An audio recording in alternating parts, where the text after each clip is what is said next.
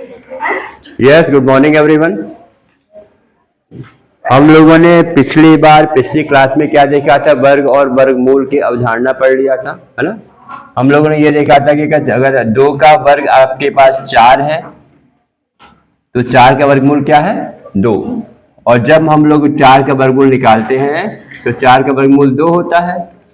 इसको 2 विभिन्न चिन्ह के साथ प्रस्तुत कर देते हैं, क्योंकि +2 का वर्ग भी +4 होता है और -2 का वर्ग भी +4 ही होगा, क्योंकि -2 गुणा -2 आपके पास 4 आता है।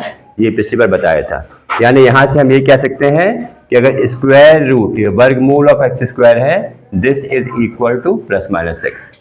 आज हम लोग क्या सीखेंगे? हम लोग सीखेंगे गुणनखंड विधि से वर्गमूल ज्ञात करना, है ना। क्या सीखेंगे? गुणनखंड विधि से वर्गमूल ज्ञात करना, अभाज्य गुणनखंड। बल्कि अब देखो यहां पे कितने बेटा शब्द आ रहे हैं? अभाज्य गुणनखंड विधि। अब ये बेटा है, अभाज्य क्या है होता है? अभाज्य संख्या पढ़ी है? Yes sir. अब देखिए, जो छोटी क्लासेस में पढ़ चुके हो बेटा, उसका भी यहाँ पे उपयोग होगा। हमने कहा है अभाज्य गुणनखंड की विधि से वर्गमूल। यहाँ पे 2 तरह के शब्द यूज हुए हैं, एक अभाज्य, एक गुणनखंड। अभाज्य, जैसे अगर मैं कहता हूं 36 कोई नंबर है, और ये अभाज्य गुणनखंड बहुत ही महत्वपूर्ण है। इससे करीबन 3-4 टॉपिक आपके हो जाते हैं। जैसे आपको लसप लघुत्तम समापवर्तक निकालना है, मसप महत्तम समापवर्तक, या फिर आपके पास वर्गमूल में भी आप निकालोगे, घनमूल निकालना होगा, तब भी आपको अभाज्य गुणनखंड निकालना आना चाहिए। अगर मैं कोई भी संख्या ली 36, अगर मैं कहता हूं इसके गुणनखंड क्या होंगे, कुछ भी कह सकते हैं। 6 × 6 कह सकते हैं ना। 9 × 4 कह सकते हैं, कोई दिक्कत। 12 × 3 कह सकते हैं। और कुछ समझ में आ रहा है? हाँ, और समझ में आ? चलिए आप अभिषेक क्या कह रहे हैं? 2 × 2 × 3 × 3, यही तो है। अब इसमें अंतर क्या है? देखो, कोई अंतर बता सकता है? हाँ, करके बताना चाहोगे आप? नहीं बताना चाहो तो सुन लो बेटा। यहां पे ये कह रहा है कि जो 6 × जो ये अंक हैं, ये कैसे अंक हैं?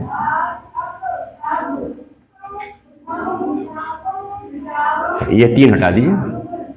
ये कैसे अंक है बेटा? 6, 6, 4, 9, इस तरह से कई सारे गुणनखंड बन सकते हैं। ये आपके अभाज्य संख्याएं नहीं है। अभाज्य संख्या, हमने 2 शब्द यूज किया ना, अभाज्य गुणनखंड और गुणनखंड। गुणनखंड तो है, लेकिन अभाज्य गुणनखंड नहीं है।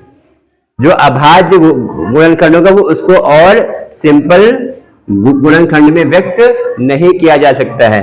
जैसे 6 × 6 कम क्या ले सकते हैं? 2 × 3 हो सकता है।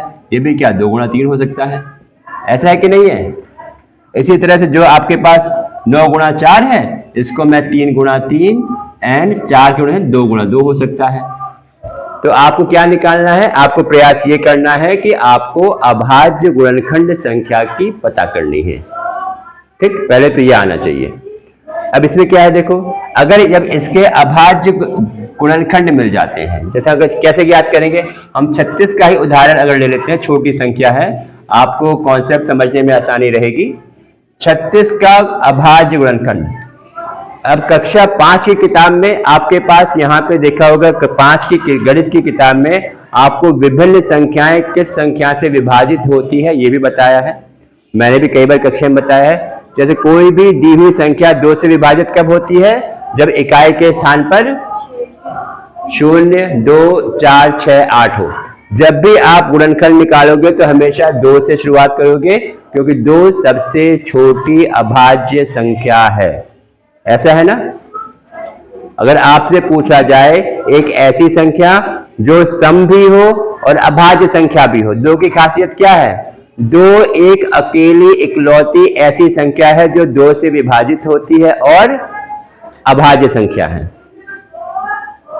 ठीक है, 2 से भाग देंगे, इसको भाग देने आता है। 2 × 2 = 2, 2 × 8 = 16 हो जाएगा। 2 × 9 = 18, अब ये संख्या 2 से विभाजित नहीं होगी, 2 से विभाजित नहीं होगी। तो 3 तिया 9, 3 एकम 3। अब देखा जाए 36 के हमारे पास अभाज्य गुणनखंड क्या हो गए हैं, 2 गुणा 2 गुणा 3 गुणा 3, है ना। अभाज्य गुणनखंड की बात कर रहा हूं अभी मैं। अब अगर जब वर्गमूल निकालने की बात आती है तो आप क्या करोगे, इसमें आप समान संख्या के जोड़े बनाते हो। जैसे यहां पे क्या होगा, 2 और 2 है, 1 जोड़े 2 हो गए, 2 संख्या। जो जब आप वर्गमूल निकालते हो तो इसको 1 लिखते हो, इसकी जगह क्या लिखोगे 1। ऐसे ही आप जब क्या करोगे, 3 के जोड़े बनाओगे, क्या करोगे यहां पे आप 3 के जोड़े बनाओगे, ठीक। यानी अभाज्य गुणनखंड के समान अंकों के समान गुणनखंड के आप जोड़े बनाते हैं। यहां पे 2 और 3 है, जोड़े बन गए। इसके बाद क्या आपके पास है, उस जोड़े में से आप एक नंबर चुन लेते हो, एक संख्या चुन लेते हो भाई। अब जो भी आपके पास आएगा, जो भी आपके पास, भाई यहां पे 2 जोड़े बने, चाहिए यहां 2 गुणे 2 का 2 आ गया है, 3 गुणे 3 का 3 आ गया है, 2 तिया 6 हो गया है। यानी 36 का वर्गमूल यहां पे क्या हो जाएगा, 6। 36 का वर्गमूल 6, 36 का धनात्मक वर्गमूल 6, है ना, क्योंकि 36 आपके पास -6 का भी वर्गमूल है। समझ में आया। तो हमें क्या है, इस प्रक्रिया के लिए आपको भाग आना चाहिए।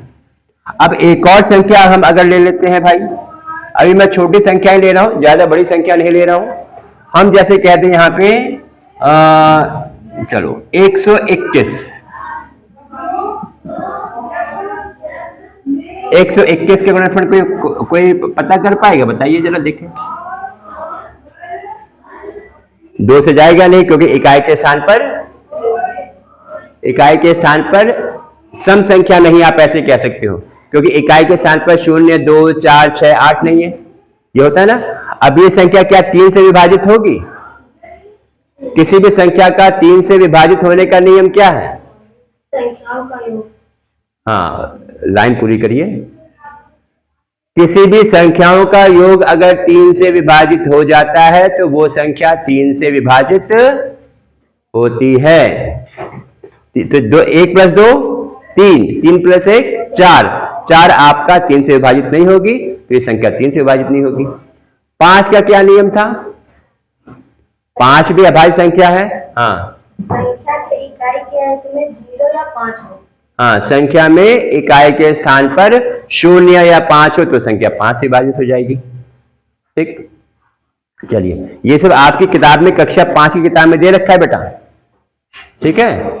चलिए, इसके बाद हम कहते हैं 11 का क्या नियम होता है, कोई संख्या 11 से कब विभाजित होती है।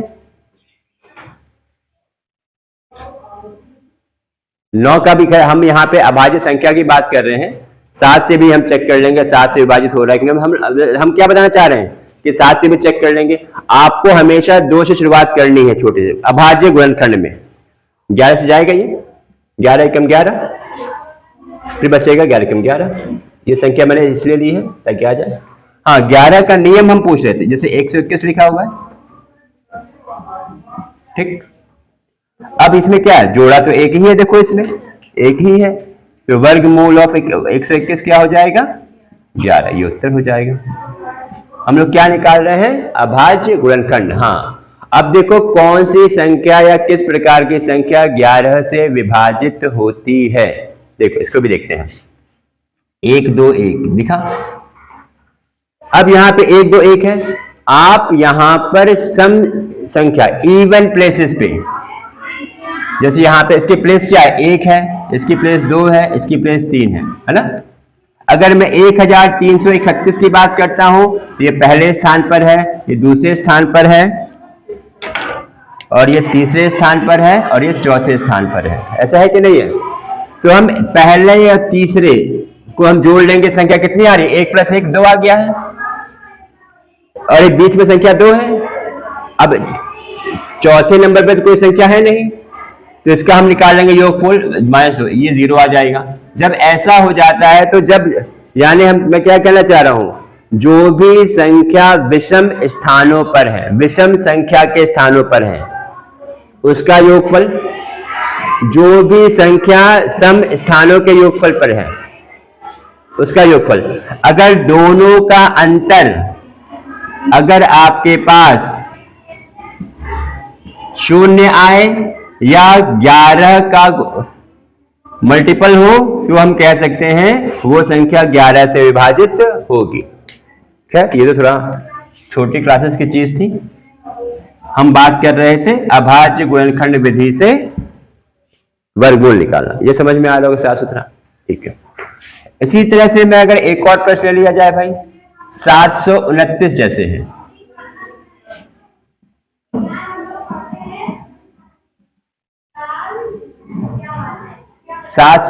है, इसका भी निकालेंगे हम लोग अभाज्य गुणनखंड। निकाल सकते हैं, कौन निकालना चाहेगा? आ जाओ, ट्राई करते। नहीं आएगा कोई बात नहीं, चलो ठीक है। देखो 3 से भाग दे दो, 3 दूनी 6, 3 चौक 12, 3 तिया 9, 3 अठे 24, भाग देना चाहिए आपको, मौखिक रूप से भाग देना आना चाहिए। 3 एकम 3, 3 दूनी 6, 3 सत्ते 21, 3 नवा 27, 3 तिया 9, 3 एकम 3। ये अभी छोटी संख्याएं हैं, अभी तो आपको बस ये दिखाना चाह रहे हैं कि अभाज्य गुणनखंड बेटा जब भी होगा तो उसके कैसे निकालेंगे अभाज्य गुणनखंड। देखो अब कितनी बार 3 है, 1 2 3 4 5 6, 6 बार 3 है बेटा, 3 इंटू 3 इंटू 3 इंटू 3, 6 बार है। अब जब वर्गमूल की बात होगी 729 की, तो क्या हो जाएगा, क्या बनाओगे आप यहाँ पे? जोड़े। क्या बनाओगे? 3 जोड़े हैं यहाँ पे 3 के ना, तो हर एक जोड़े के लिए एक संख्या आ जाएगी। कितना हो जाएगा? 27। ये उत्तर हो जाएगा। बहुत आसान है बेटा, अवश्य प्रयास करिएगा, ठीक है। ये इसकी बेसिक कॉन्सेप्ट था अभाज्य गुणनखंड विधि से वर्गमूल निकालने के लिए। और भी प्रश्नों का अभ्यास करिएगा। फिर हम लोग मिलेंगे अगले वीडियो में अगले टॉपिक के साथ, और अच्छे से पढ़िए। आप लोग का बहुत बहुत धन्यवाद।